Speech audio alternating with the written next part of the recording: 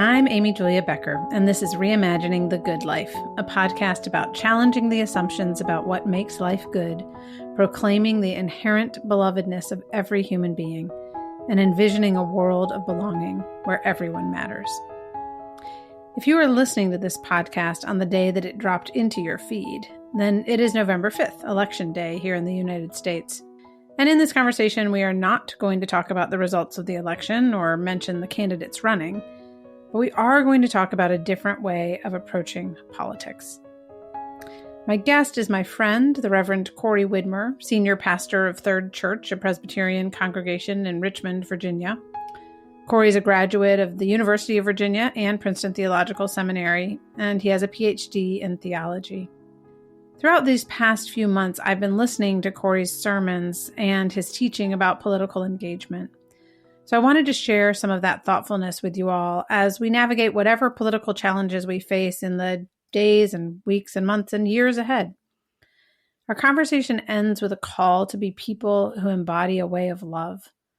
So if you are someone who longs for a hopeful way through our political divides, this conversation is for you. Well, I'm here today with my good, dear, old friend. He's not old, but we've been friends a long time. I don't know, Amy Julia. I think we're both old. I am starting to feel old. When you get to the end of your 40s, it does kind of feel that way. So my dear old good friend, Corey Widmer, who is the pastor of a large church in Richmond, Virginia. And we are talking, today is Wednesday, October 30th. Usually my podcast interviews don't really matter when they happen in time, but this does kind of matter because we are talking within a few days of the U.S. presidential election, and we're going to get to that in a minute. This podcast is going to release on November 5th, Tuesday, November 5th, which is the day of the election. So, Corey, I wanted to start, though, before we talk about politics and faith and the election, will you just tell us a little bit about who you are and also about Third Church? I just think getting some background on your congregation could be helpful too. Yeah, sure. I'm so grateful to be here with you, Amy Julia. It's so wonderful to have known you for so long and your dear husband, who's one of my best friends. So I'm happy to be here with you. So I am, like you mentioned, a Presbyterian pastor. I've actually been at this church for almost 20 years. I started as an associate pastor, then I was a church planter of this church, started a multiracial church in another part of Richmond, and I've been back at this church as the senior pastor for 10 years. So I've really been privileged to be in a single geographic area for a really long time, and feel like that's a big part of who I am as a pastor. I don't feel like I'm just a pastor of a church. I feel like I'm also a pastor in a place, Richmond, Virginia, which has all of its history and wounds and both goodness and scars. So I'm grateful for that. Third itself is depending on where you live, it could be a medium or even a small church. Probably where in Connecticut, it would be a large church. Yes. It's very large. we have about 1,000 people on a Sunday. And we're a Presbyterian church that is also, I would say, within the kind of maybe the broadly Reformed tradition. We're mostly white, upper middle class congregation, but there is a whole lot of generational diversity, lots of social diversity, and lots of political diversity. And we also have a really, really strong partner congregation that is an Arabic-speaking congregation that we're very close to, and we do our youth groups are together, and we do every Wednesday evening we do a really large immigrant and refugee tutoring ministry together. So a lot of our imagination has been shaped, especially by this immigrant and refugee community. So that's a big part of who we are as well. We recently this fall did a class on politics on the election. Really was more about formation, more about what the kind of people we're called to be in the midst of this contentious time, rather than how you should vote. Which I think is partly why I'm with you on this call right now. Right. Because one of your friends and also my friend and I, named Heidi, taught that class together. Yeah. And so we're really seeking, I think, for the last few years, really, especially since COVID, and I can say more about that in a moment, to really take seriously the formation of our people, not just the things that we believe in our heads, but also what kind of people we're deeply formed to be as what we would say are, as followers of Jesus and his way, his countercultural, inverted way of calling us to live in this world. Yeah. And so maybe that actually leads to my next question. So you, as you mentioned, taught this class kind of in anticipation of the upcoming election, right? About political engagement and formation. You also started a sermon series, which I think is going to go through the whole Sermon on the Mount, but it's really been focused on the Beatitudes, which some listeners might remember. At the very beginning of this season, I talked to a pastor named Rich Viotis about the Sermon on the Mount, which is Matthew 5-7, Jesus's longest and most famous set of teachings, really. But it begins with these blessings. Blessed are the poor in spirit, blessed are the meek. And I'm just curious if you also saw the Sermon on the Mount as a way to talk about issues related to the upcoming election. Like, was the timing of that intentional as well? Yes, it was. I'm so happy you noticed that. I've been thinking about that for a couple of years. And actually, it was about 2 or 3 years ago that I thought, there's going to be an election in the fall of 2024. Really want to do the Sermon on the Mount. Part of the reason for that was because, the 2020, 2021 years were very tough for us as a church. We had a lot of the same conflicts and divisions in our church that we see in the broader society. But they weren't just disagreements about content, about issues of politics or race. I was more disturbed by the way we were disagreeing with one another.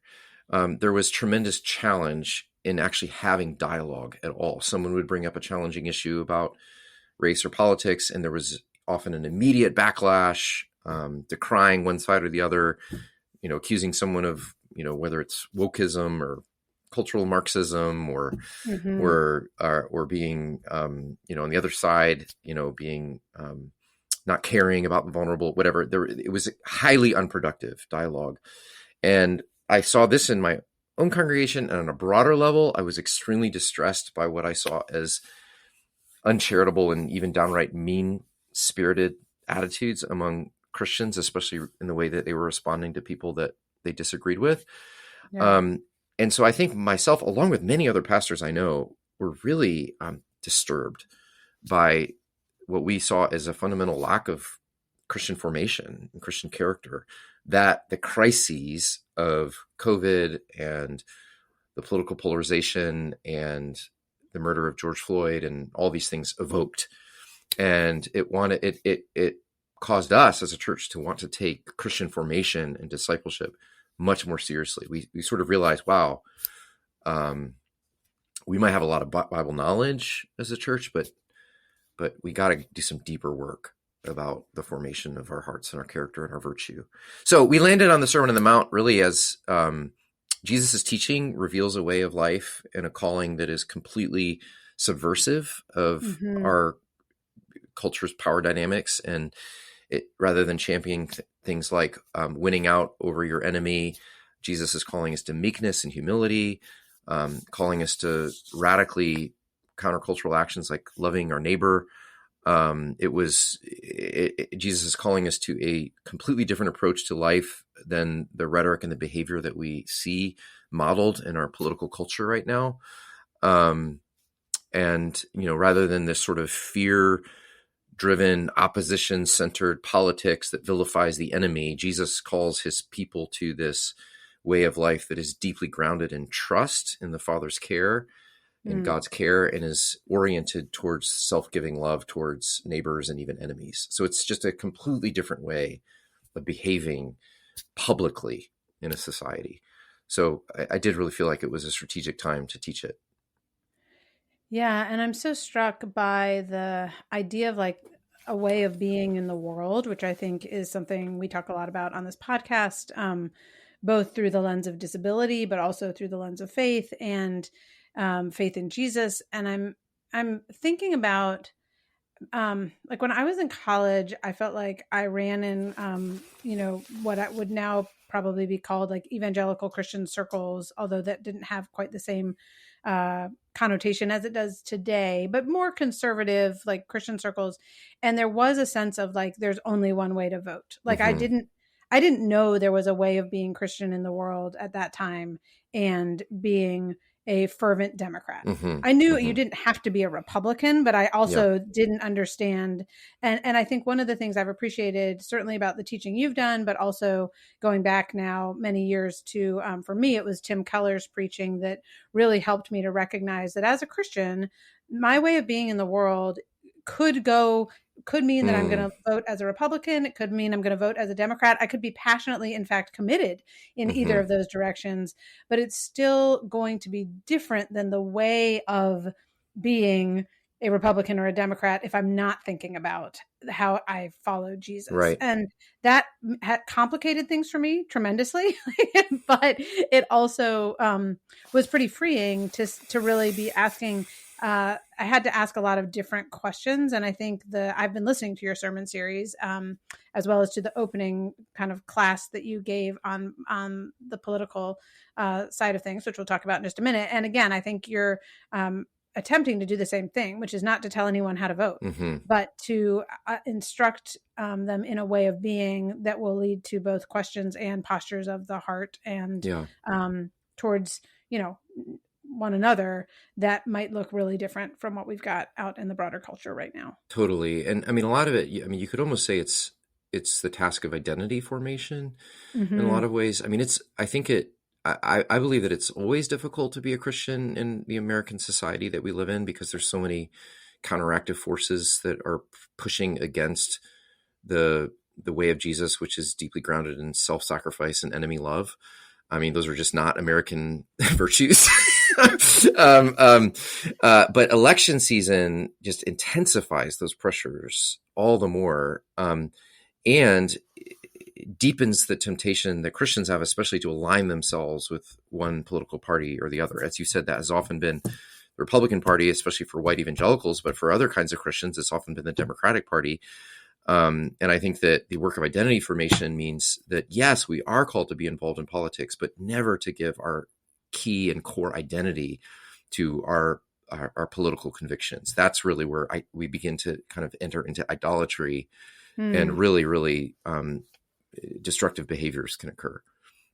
Will you just pause for one sec for anyone who hears the word idolatry and is not quite sure what you're talking about? Yes. Kind of a churchy word. Yeah, that is a very churchy word. Forgive me. By idolatry, I don't mean necessarily like worshiping like little trinkets on a shelf, but I think that what I would say is putting something other than God at the center of your being that you trust in, that you believe will give you identity and purpose and meaning.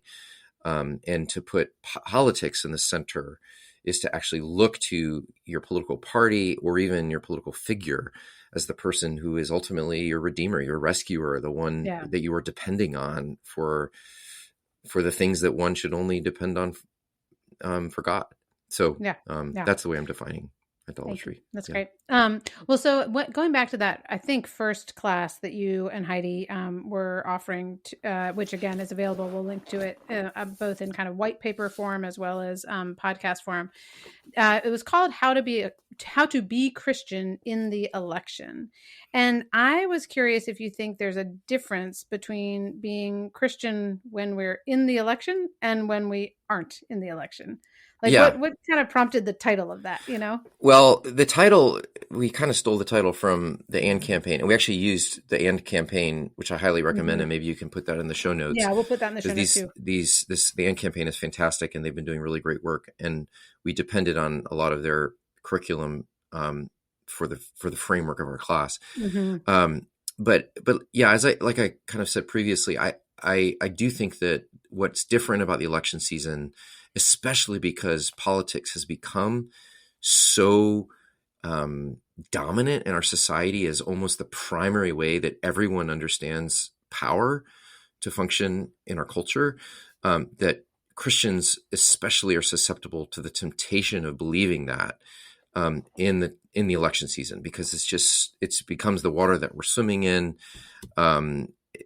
we can begin to align ourselves with political power and political identity, and even begin to sort of deposit our hopes for our future, for the hopes of our country, for the hopes of our personhood, on the political leaders that are being touted to us. So even though I think the challenge of being a Christian is always there, whether you're in election season or not, I do think that election season intensifies the temptations in a unique way. Well, so let's speak about that a little bit. Like, where do you feel like Christians have gone wrong when it comes to like elections and politics? And are there like ways that we are kind of tempted to behave? Obviously, you've said idolatry being one, which I think is important and significant. But I'm also thinking just about those more like, I'm thinking about the interpersonal ways of being. But I'm curious if you have, examples like that or from other. Yeah, I mean, I think I don't want to speak with too broad of a brush, but I do think that historically Christians have made two almost opposite mistakes when it comes to politics. One is what I would describe as political quietism, where they said, well, Christianity or the Christian message, what we often call the gospel, has really nothing to do with politics, has nothing to do with the public life of the world, is really all about the soul and is about heaven. And so we just need to avoid politics and just focus on things that are eternal. So let's just preach the gospel, save souls, even ignore problems of the social illnesses of the world. One famous evangelist, D.L. Moody, said, "Why polish brass on a sinking ship?" And by that, he meant this whole world's going down. So let's occupy ourselves with things that are eternal and immaterial, and just leave politics for them to do to the politicians. I really think that's a mistake, because Jesus, the first confession of the Christians was Jesus Kurios, which means Jesus is Lord. That was a challenge to Caesar. It was a political statement. And if Jesus is Lord, it means he's not just Lord of heaven, he's Lord of the earth. And that means that his lordship has implications on society and culture. And that Christians should be concerned about how the vulnerable are treated, how government functions, how freedoms are given, how societies are taking care of its most vulnerable population. So I don't think political quietism is the answer. And I think there's a lot of Christians right now who hate so much what's going on in politics that their answer has been to just plug their ears and run away. Yeah. Want nothing to do with any of this. And as much as I would like to do that, I really would, I don't think that's the faithful thing. So that's one mistake, political quietism. But then on the sheer other side is what I would call is political supremacy, is that like seeing politics as the main vehicle for spiritual and societal change. And even the main vehicle for the advancement of the kingdom of God. Yeah. When Christians begin to rest our spiritual hopes for a nation and community on a human leader or a human political party, when we have been told explicitly over and over again in the Bible to not ever give our allegiance and faith to a political leader or a political human agenda. There is no political party or any human political leader or platform that aligns fully with Jesus's kingdom and his platform, if you will. And when we rest our hopes in a political leader or party in that way, we have given politics ultimate power. That's idolatry. And I think that there are many, many Christians who are doing that right now. So I would say those are two very serious temptations that all of us are prone to fall into, and especially during election season. I think we're prone to do that. And it's hard to escape the middle. Yes. Yeah. Yes, totally. And continuing to try to escape the demonization that I think is happening in kind of dehumanizing ways of not just from a policy perspective, but from a literal, just a rhetoric perspective. I've actually, because thankfully, I'm in contact with lots of people who do have different political views, many of whom either share a common faith or share a common experience of being parents of children with Down syndrome, or both.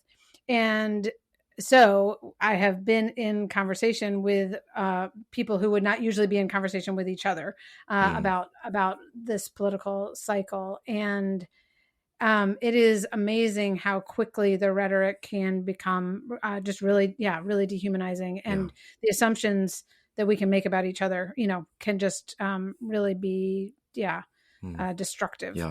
Yeah.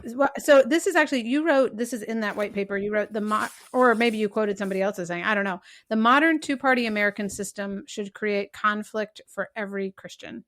And I wanted to talk about that a little bit. You've said some things, but you then, I think, went on to write about hyperindividualism and how that comes out in our political system in two different ways. So I think if you could like maybe define hyperindividualism, like, and talk a little bit about where that comes from, and then also how it manifests on both the right and the left. I think I actually learned this. You mentioned Tim Keller earlier. I think I remember learning this from him years ago. Okay.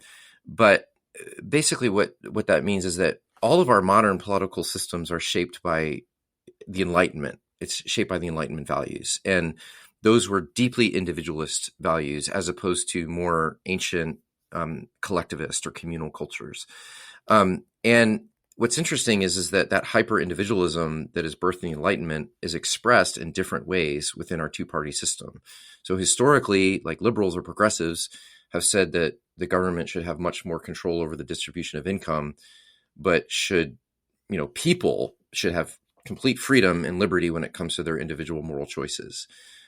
Whereas conservative, and again, I'm speaking with a broad brush here, but conservatives has historically stated that government should have much greater say and control over morality, things like marriage and sexuality and abortion and so forth, but leave people free as individuals to do whatever they want with their wealth.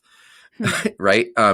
But what's interesting is that both parties are operating within the same philosophical framework of Enlightenment individualism. And what that has done is it's created a binary where it is just impossible to fit the biblical ethic into either of these positions. Evangelical conservatives have historically sided with Republicans because they emphasize the concerns of personal morality, like marriage and abortion, things like that. Whereas mainline Protestants and African Americans have typically sided more with Democrats, which emphasize social justice and social morality, things like justice for the poor and equality for minorities and care for the environment. But here's the thing. This is what's really key, is that neither party represents the fullness of the values of Jesus and the kingdom. Yeah. If you vote for one or the other, it forces you to leave one whole part of the biblical ethic, which at the door, because the biblical ethic encompasses both social morality and individual morality. So you cannot be in this system and vote for any candidate within the two-party system that fully embodies the comprehensive biblical ethic. And this is why when you see people like Pope Francis, who is like really staunch about abortion or has a traditional sexual ethic on marriage, but then is like decrying capitalism as abusive to the poor, against the death penalty, anti-gun, people are so confused. Is he a progressive? Is he a conservative? He's getting attacked on both sides. Well, what everyone agrees on is Pope Francis is a Catholic. So he is being guided by a theological framework for his political vision that is antithetical to a two-party system. And so it just doesn't make any sense. And so I just think Christians have to be accepting of that discomfort. And if you ever feel like really comfortable with a political candidate or a political party, that just shows that you are really blinded. You're really not seeing the whole picture of what the Bible teaches about an individual and social ethic. It kind of makes me, so hearing you say all of that, I think is where so anyone who's hearing that, and I could imagine, is like, so why would that quietist way be the wrong way? Because there's no way to do this right. Yeah. There's no way to do it right. Because we're supposed to be involved. Yeah. Jesus, we're told to be salt and light, to be engaged in society, to work for the shalom of your neighbor, to pray, to be engaged with your neighborhood, your community. Politics is actually one of many ways you can love your neighbor. So we have to be involved. And yet, if we're involved, it's always going to be in a way that feels uncomfortable and awkward and never fully fits with our Christian convictions, because we just have to be okay with that. And even when you vote, like if you expect to go in the voting booth expecting to vote for a candidate that fully embodies the fullness of your values, good luck with that. This is why Stanley Hauer says the first thing you should do after you vote is get on your knees and confess your sins. Because you have just voted for someone that does not fully embody the values of Jesus. Mm-hmm. And sometimes I think Christians get a little confused about that and can even start to manipulate their ideas about a candidate to comport them to their Christian values, when in reality, no candidate can do that. They start to justify the platform of a candidate. Say, see how Christian he is, or see how Christian she is, when actually that's just not the case. And it's silly to try to do that, because you will never be able to vote a candidate with comports with the Christian worldview. Seems like that's also might be part of where like our trouble with seeing politics as a kind of by definition compromise, like a place of compromise. Yeah. I was talking with our son William about he actually, this is kind of cool. Our son William is like a kind of political nerd and has been since he was little, and he was asked to speak in front of his school about why he cares about politics so much. So we've been having these conversations, and he was talking just about the ways in which we were talking about people who have actually been able to accomplish bipartisan legislation, whether that was actually, we talked about our mutual friend, Danny Avula in Richmond, and William got to spend a week with Danny, who is running for mayor, and got to see some of this kind of like across the Republican Democrat divide happening. And he was like, I could really see that had to do with this understanding of the common good, like this desire for the good of this city. Yeah. And we were talking about how that might be easier on a local level than it is on a national level. But definitely. I guess my point is just that I do see there being so much idealism that can go into our politics that it makes us hard to understand how, and we could vote for anyone who's not perfectly conforming to that ideal, and how we certainly can't accept any sort of compromise on legislation because it does not conform perfectly to that ideal, when actually, and I guess, again, this kind of perhaps Christian vision that can be idealistic when it comes to face with the reality of, you're not going to get everything you want and it's not going to be perfect. I don't know. I think that is A, what can make people want to walk away, B, make people want to justify and not really attend to the ways it's never going to be perfect. Well, I think what I hear you saying is like that a healthy democracy is built on compromise and persuasion.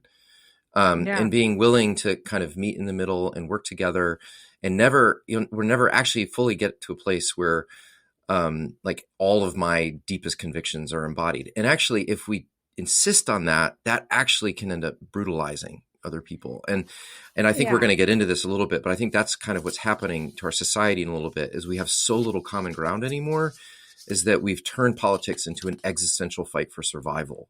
In which one side must have their vision, their complete vision, their alternative vision of society fulfilled, which makes it very, very difficult to compromise anymore.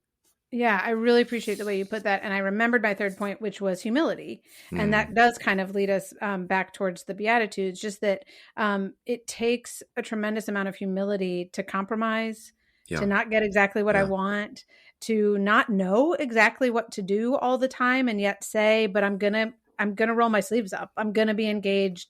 I believe this is a way to participate in loving my neighbor, even if imperfectly. So I'm curious, like, as you think about all of the things we've just talked about, and again, without telling anyone how to vote, how should individuals respond? Like, what do you want to see from your congregation as people go into election day, but also as we kind of navigate political issues more broadly as a society? Yeah. I mean, one thing that, for the people in my community, I think my first and foremost longing is that their deepest allegiance and commitment would be to Jesus Christ and his kingdom, not to a political figure or political ideology, or even to a nation state. We can be proud to be Americans, but if we give ourselves over to being American as our first allegiance, this is ultimately distorting to the gospel. And there's a very serious danger of Christian nationalism rising right now that essentially employs government power to enforce sort of hegemony through civil religion. And every time Christians have used political power and political force to advance their cause and their desire, it has ended up to the detriment of the Christian faith. Because as N.T. Wright says, it seeks a kingdom without a cross. it seeks power without self-sacrifice and love. Mm. So, my first hope is that Christians would repent and turn away from thirsting after the power of politics and as a way to advance our cause, and see that the way of Jesus, his kingdom advances through love. His kingdom advances through self-giving. His kingdom advances through tiny acts of mercy and justice and care for the most vulnerable. This is how his kingdom advances. I also would love, I think another call would be for us to be better thinkers about these issues. If you're a Christian, I think that we fall too quickly to what the ethicist James Mumford calls package deal ethics. That when it comes to moral issues, all the complicated issues that we think about right now, whether it's the environment, whether it's guns, whether it's abortion, we too often allow our answers unthinkingly to be determined by what side of the political spectrum we see ourselves on. There's no rational reason why someone who is, pro-family would also be pro-gun.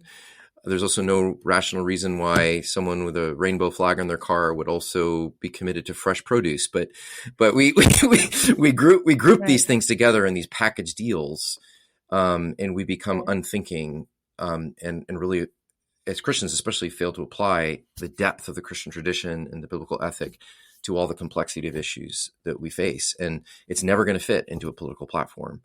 So that's another thing, is just urging us to be better thinkers, and not be captive to the political binaries. And then I guess the last thing would just be to be people of love and curiosity. I think if we're deeply grounded in deep trust, and if we are non-anxious people who trust that there is a good God who loves the world and who loves us, and one day who promises that all will be well, then we won't be captive to fear.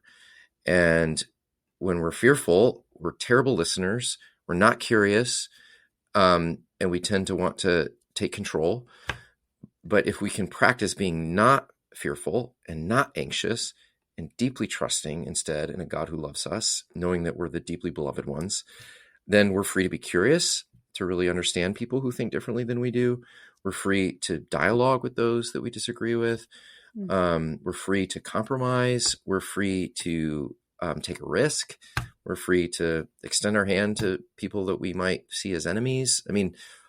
All of this is born out of knowing that we're loved, and knowing that we can trust that God is good and that he's good to us in our world.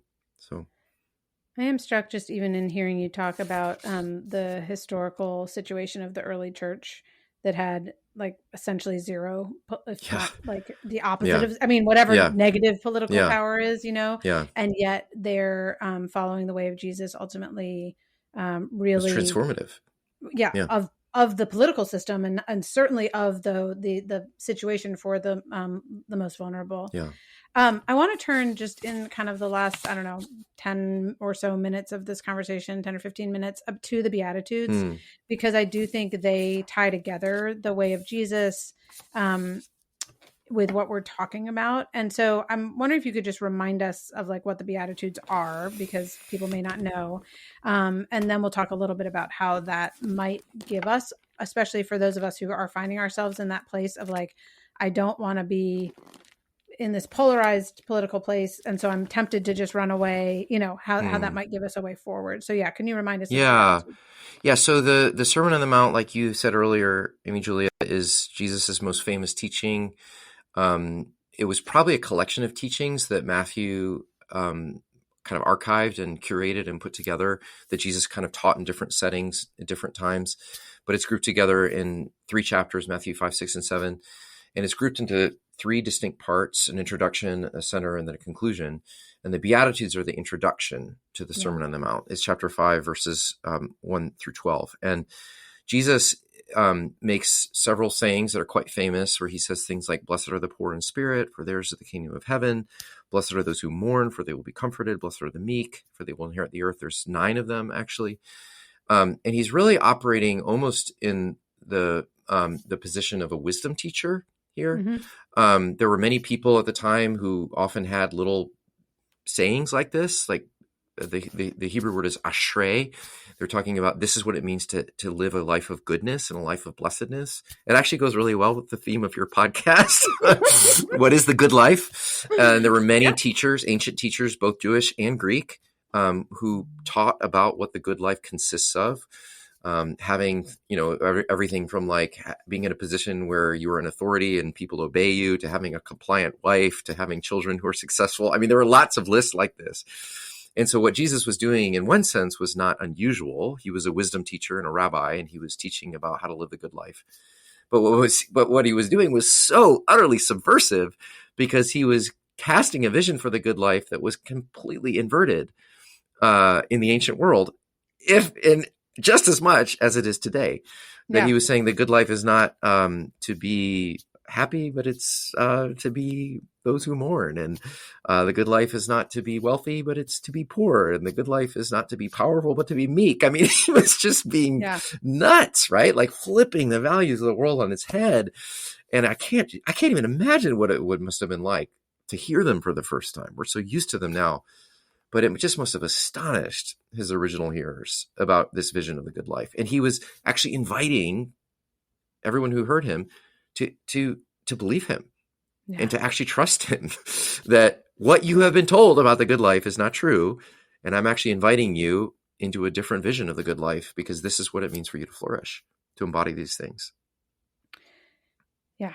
And I have returned to the Beatitudes just because of our experience as a family with a child with a disability over and over and over again, because it feels so counterintuitive that, again, the way of vulnerability and neediness and dependence and being often stigmatized within the world that comes along with disability a lot of the time, that would actually be the good life, which we certainly have experienced as a family, that as we have kind of been invited into Penny's identity, that has also given us a greater taste of this wider, broader, actually like more beautiful and good way, but it's so different than what I assumed. My gosh.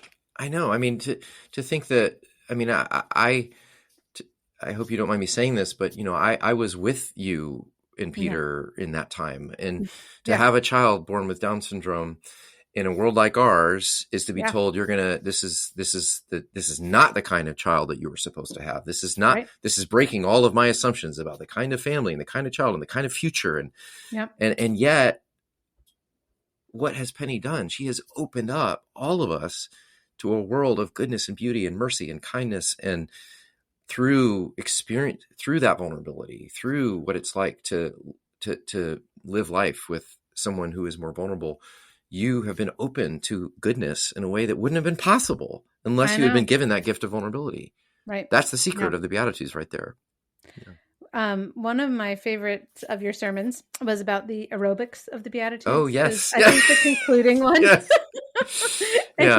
But I wondered if you would share that with listeners here, because I loved it just as a kind of embodied way to consider living this out. So I got this idea from a commentator named Dale Bruner, who talked about the three postures that exist in the Beatitudes. He groups them into three groups. The first being the first four, which are all about our need. He calls them the need Beatitudes. Those who are poor in spirit, those who mourn, those who are meek, they're lacking in power. Those who are hungry and thirsty for righteousness, they're lacking in what is just. And all those four people are kind of on their knees. They're in need. They're empty, longing for something. So that's the knees. Okay. Imagine yourself on your knees. Okay. You can even do it right now. If you're listening, you can get on your knees. You're in a position of readiness to receive because you're empty. Then what he says is those people get filled up. They get all they need from God. They get the kingdom of heaven. They get comfort. They get an inheritance. They get righteousness, and they're filled. And then Jesus puts them on their feet and says, "Blessed are the merciful." That's those who extend God's compassion. Blessed are the pure in heart. That's those who extend God's wholeness and integrity. Blessed are the peacemakers. That's those who take fractured things and put them back together again. So what do we do when we get filled up? We get on our feet and then we start extending God's mercy, justice, and compassion to the world. That's the second group. And then the third group, Jesus gets real dark. He says, blessed are those who are persecuted. Blessed are you when people insult you and persecute you and say bad stuff about you. Rejoice and be glad. Again, pretty counterintuitive, but Jesus is basically saying, if you do all these things, if you try to advocate for the poor, if you seek to be a vehicle of mercy, if you try to mend broken things and get in the middle of conflict and people who are deeply divided and you try to bring healing, you're going to get knocked down. People aren't going to like it. You're going to get thrown down on your back. And so that's the movement, is on your knees, on your feet, on your back. On your knees, on your feet, on your back. It is great because you get filled up and then you're on your feet and you're doing all this great stuff and you're thinking, wow, this is awesome. I'm going to win a community service award. But then you get knocked on your back.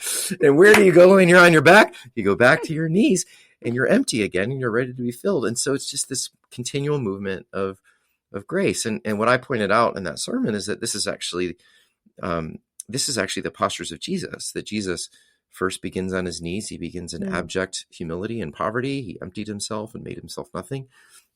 Jesus is filled up by the Spirit at his baptism, and he has this amazing ministry of healing and extending God's compassion and justice. And then what happens? He gets pinned down on his back and crucified. Yeah. And this is actually the pattern. The aerobics of Jesus is the aerobics of his people. And it's a very different pattern than the narrative of American politics, right, which is about fortifying your base, seizing power, gaining control, winning legislation. Right. This is the opposite of that. And Jesus is saying, in my kingdom, it's a different pattern. It's a different way of engaging and being in the world. And the map that he's giving us is the Beatitudes. Thank you so much for that. I love it. And we'll again link to that sermon in the show notes as well. I mentioned this at the beginning that we're talking a few days before the election, but this conversation will air the day of the election. And we know right now that we don't know who's going to win this election. We also know that there will be a large portion of our population that feels upset about the results of this election, no matter who wins.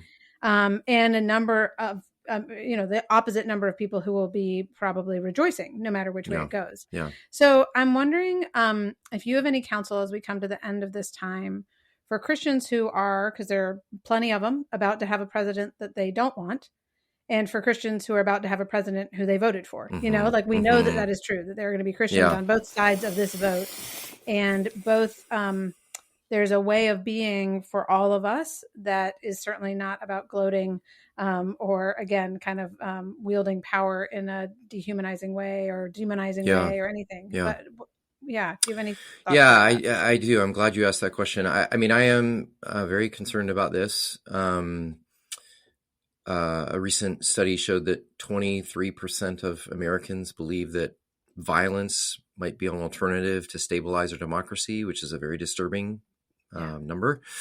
And so, I think for those who are disappointed with the election results, one of the first things I would say is a pretty radical thing is to accept the results of the election. I don't mean, do the necessary processes that we have in our democracy to explore the legitimacy of an election. But at some point, actually being a faithful follower of Jesus who loves our neighbor is to participate in the mechanics of democracy. And that sometimes means accepting results that you're not happy with. Because in democracy, political disappointment is always better than having your own despot in power. And for Christians, we deeply believe that there is no one single acceptable outcome of election. If you believe that, then you have tied one candidate to the future of the kingdom of God, which is idolatry. And so acceptance is actually a really Christian response. And I think we then move on and we work constructively. We pray for wisdom. We pray for those in power. We work for the good of all. Our main call in life has not changed, which is to follow Jesus in the pattern that he's laid out in the Beatitudes and the Sermon on the Mount, continuing to love and serve our neighbor, and ultimately to hold our leaders accountable. to what we see as the way of justice. For those who are happy with the election results, I would remind them that they are still called to be part of the loyal opposition. There will be things in the days ahead that you just need to remember, that the person that you voted for, that you're excited about, is not someone who is always going to perfectly embody the values of Jesus, and is not always going to be doing things that are aligned with God's vision for life. There may be things that happen that are good. There may be things that happen that are really bad, that denigrate life, that distort the image of God, that neglect justice, that neglect compassion. So no matter who is elected, there are going to be ways that Christians have to be the loyal opposition, because we have limited allegiance. Always, we pray for our state, we work for the good, but we give our ultimate allegiance to Jesus, and we know that every nation state and every human leader will fall short. So I hope that we can embody that. That's a tall order in our current political environment right now. But ultimately, I think it's embodying the way of love. Well, that seems like a good place to end this conversation. But truly, like, as an invitation to embody the way of love. But I also appreciate just those very practical, like both acceptance as well as loyal opposition seem like really good. For me, those are good handholds. So thank you for that, and for all of the work you've done this fall, and for this conversation. I'm sure there are many people who will be really grateful as we potentially go into a couple of days of uncertainty, and perhaps a season of some measure of unrest. We shall see. But regardless, to be reminded of that more core calling for those of us who do seek to follow Jesus is a really, really good way to go into that season. So thank you for that. Thank you. It was great talking with you. Thanks, as always, for listening to this episode of Reimagining the Good Life. I do want to highlight that I have a free download right now. If you're experiencing stress during this election season, I have a free download available on my website. We'll link to it in the show notes. It's called 5 Ways to Experience God's Love and Practice Peace. Also, this conversation is certainly one that is for this time. So if you have an opportunity to share it with someone else who might benefit from it, please do. And I would love to hear from you. I'd love to hear your comments and suggestions. You've all started to do that, and I really appreciate it. You can just, again, click the link in the show notes to text those to me. And we will make sure to link to all the resources mentioned throughout this conversation. I really highly recommend listening to Corey's sermons and listening or reading his original teaching about politics. And finally, as we really come to the end here, I do want to say thank you to Jake Hansen for editing the podcast. I want to say thank you always to Amber Beery, my social media coordinator. She does so much behind the scenes to make sure everything happens with excellence and grace. And I also want to say thank you to you for being here. I hope this conversation helps you to challenge assumptions, proclaim belovedness, and envision a world of belonging where everyone matters. Let's reimagine the good life together.